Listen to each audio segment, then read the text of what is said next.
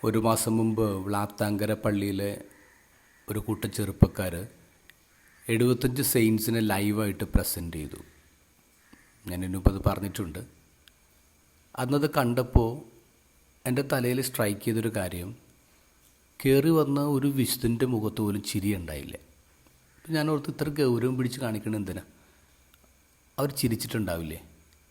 അപ്പം ഞാൻ വെറുതെ ഗൂഗിളിൽ ഇങ്ങനെ എടുത്ത് നോക്കിയ ആ സമയത്ത് ഓരോ വിശുദ്ധൻ്റെയും ഫോട്ടോ എടുത്തപ്പോൾ എക്സാക്ട്ലി ആ ഫോട്ടോ എങ്ങനെയാണ് കാണിച്ചിരിക്കുന്നത് അതുപോലെ തന്നെ അവർ പ്രസൻറ്റ് ചെയ്ത്. അതിലൊന്നും വിശുദ്ധർക്ക് ചിരിയില്ല. ശരിയാണ്, കത്തോലിക്ക സഭയിൽ വിശുദ്ധരുടെ ഫോട്ടോ എടുത്ത് നോക്കിയേ, ചിരി ഉണ്ടാവില്ല. ഈ 75 വിശുദ്ധരെ പ്രസൻറ്റ് ചെയ്തപ്പോൾ അതിൽ ഒരു വിശുദ്ധൻ മാത്രമാണ് ചിരിച്ചുകൊണ്ട് വന്നത്. അത് ജോൺ പോൾ സെക്കൻഡാണ്.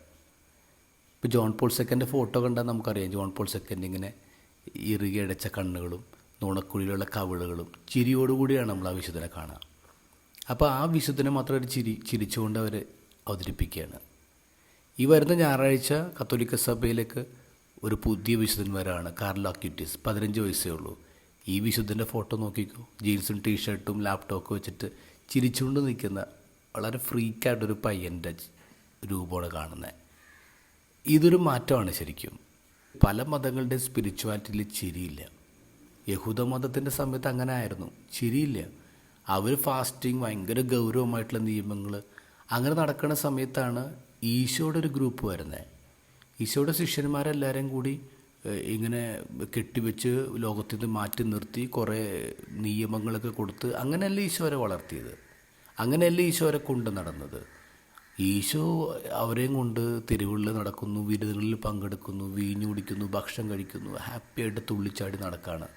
ഇത് ഫരിസേർക്ക് മനസ്സിലായില്ല, അവർക്ക് പിടിച്ചില്ല. കാരണം അവർ ഇന്ന് വരെ കണ്ടേക്കുന്ന ഒരു സ്പിരിച്വാലിറ്റി എന്ന് പറയുന്നത് അവിടെ ചിരിയില്ല.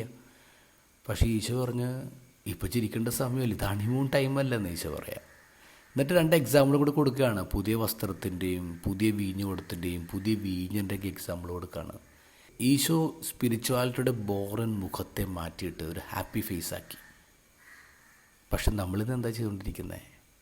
ഈശോ ഇങ്ങനെ ഹാപ്പി ഫേസാക്കിയത് വേരുകളിലേക്ക് പോകണമെന്ന് പറഞ്ഞിട്ട് നമ്മൾ നമ്മുടെ റിലീജിയനെ ഡള്ളാക്കിക്കൊണ്ടിരിക്കുകയാണ്. പഴയത് പലതും ബോറാണ്. ദൈവം നമുക്ക് നൽകുന്ന ക്രിയേറ്റിവിറ്റിയും ടെക്നോളജിയും ഒക്കെ നമ്മൾ നമ്മുടെ മതത്തിലേക്ക് ചേർത്തില്ലെങ്കിൽ ദൈവത്തിൻ്റെ ക്രിയേറ്റിവിറ്റിയെ നമ്മൾ ചോദ്യം ചെയ്യല്ലേ.